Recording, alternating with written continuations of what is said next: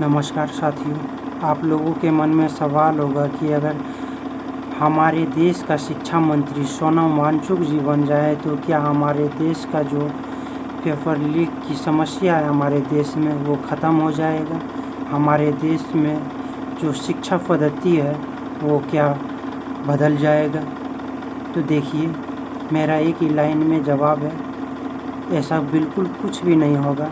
Paper leak की समस्या ना ही ख़त्म होगा और ना ही हमारे देश की जो शिक्षा व्यवस्था है वो बदल पाएंगे सोनम वांगचुक जी। सोनम वांगचुक जी ही नहीं, हमारे देश का शिक्षा मंत्री अगर भगत सिंह को भी बना दीजिएगा तो हमारे देश का शिक्षा पद्धति में 1% तक कोई वृद्धि नहीं होगा, कोई परिवर्तन नहीं होगा। देखिए, मेरा एक ही बात मानना है कि ये सिस्टम जो है अंग्रेज़ों का है, तो अंग्रेज़ों का सिस्टम में आप किसी भी व्यक्ति को बैठा लीजिए, जितना आपको लग रहा है कि ईमानदार से ईमानदार व्यक्ति को बैठा लीजिए, लेकिन हमारे देश का जो सिस्टम है वही सिस्टम के आधार पर चलेगा, ना कि कोई भी व्यक्ति सोच लेगा वो कर लेगा। ऐसा कुछ नहीं होगा। सोचने, बोलने और करने में काफ़ी अंतर है, आपको भी पता है, हमको भी पता है। इसीलिए देखिए, हमारे देश का शिक्षा मंत्री किसी को भी बना दीजिए, हमारे देश में जो पेपर लीक की समस्या थी वो पहले भी थी, आज भी है और आगे भी रहेगी जब तक ये हमारे देश का सिस्टम है। अगर नए शिक्षा मंत्री अगर बन जाए हमारे देश में तो आप एक उदाहरण के तहत समझिए कि चप्पल बदलने से रास्ते नहीं बदल जाते हैं साथियों, बल्कि नए चप्पल पहन लेने से और हम लोग खुश हो जाते हैं और दौड़ना शुरू कर देते हैं कि नया चप्पल लिए हैं और सबको दिखाते हैं कि देखिए नया चप्पल है। ठीक उसी प्रकार हमारे देश के नए शिक्षा मंत्री अगर बन जाए तो वो खुशी के मारे वो अपने खुशी में ही व्यस्त रहेंगे और पेपर लीक की जो थोड़ा सा इस स्तर पर था यहाँ आ जाएगा।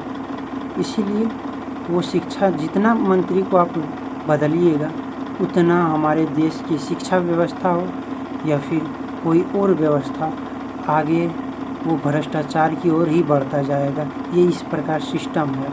आप जानते होंगे हमारे देश को आज़ाद हुए 78 साल हो गए हैं, लेकिन पता है जब देश आज़ाद हुआ ना तो भ्रष्टाचार बहुत कम था, लेकिन जैसे जैसे समय बीतता गया तो आप देखेंगे कि भ्रष्टाचार लगातार बढ़ता ही गया।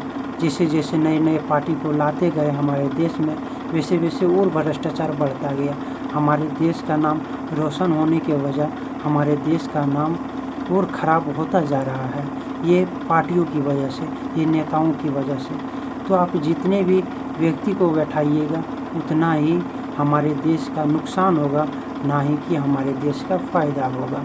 तो हमारे देश का शिक्षा मंत्री बदलिए या प्रधानमंत्री को इस्तीफ़ा मांगिए या शिक्षा मंत्री को, कोई भी नेता का इस्तीफ़ा मांगिए, कोई इससे फ़र्क नहीं पड़ने वाला है। करेगा वही जो सिस्टम कहता है, जो उनका नियम है, उनका अंदर का जो नियम है, अंदर का जो रूल है, आपको नहीं पता है।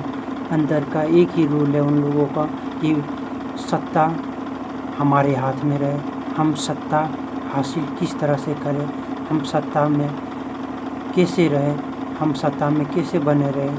उनका एक ही रूल है, हम कुर्सी पर कैसे बने रहें। बाकी बात जनता जाए भाड़ में।